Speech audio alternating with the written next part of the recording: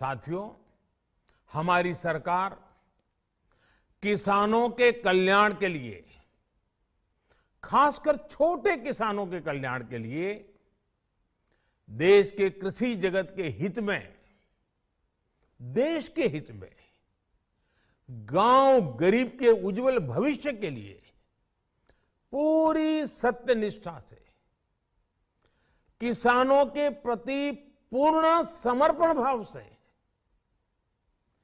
नेक नियत से ये कानून लेकर आई थी। लेकिन इतनी पवित्र बात, पूर्ण रूप से शुद्ध किसानों के हित की बात, हम अपने प्रयासों के बावजूद कुछ किसानों को समझा नहीं पाए। भले ही किसानों का एक वर्ग ही विरोध कर रहा था, लेकिन फिर भी ये हमारे लिए महत्वपूर्ण था। कृषि अर्थशास्त्रियों ने, वैज्ञानिकों ने, प्रगतिशील किसानों ने भी उन्हें कृषि कानूनों के महत्व को समझाने का भरपूर प्रयास भी किया। हम पूरी विनम्रता से, खुले मन से उन्हें समझाते रहे। अनेक माध्यमों से व्यक्तिगत और सामूहिक बातचीत भी लगातार होती रही।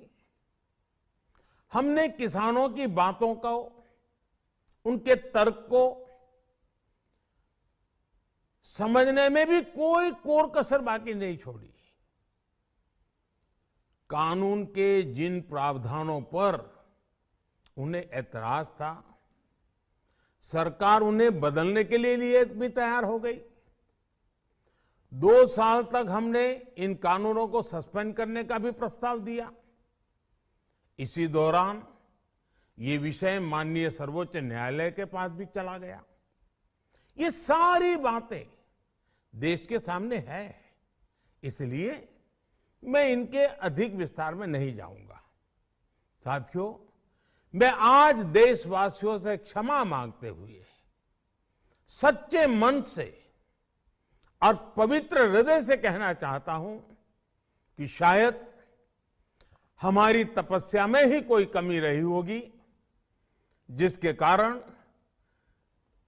दिए के प्रकाश जैसा सत्य कुछ किसान भाइयों को हम समझा नहीं पाए। आज गुरु नानक देव जी का पवित्र प्रकाश पर्व है। ये समय किसी को भी दोष देने का नहीं है। आज मैं आपको, पूरे देश को ये बताने आया हूं कि हमने 3 कृषि कानूनों को वापस लेने का, रिपील करने का निर्णय लिया है। इस महीने के अंत में शुरू होने जा रहे संसद सत्र में, इसी महीने में, हम 3 कृषि कानूनों को रिपील करने की संवैधानिक प्रक्रिया को पूरा कर देंगे। साथियों, मैं आज अपने सभी आंदोलनरत किसान साथियों से आग्रह कर रहा हूं, आज गुरु पर्व का पवित्र दिन है।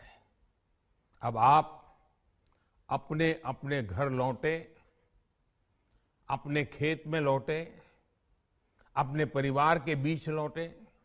आइए एक नई शुरुआत करते हैं, नए सिरे से आगे बढ़ते हैं।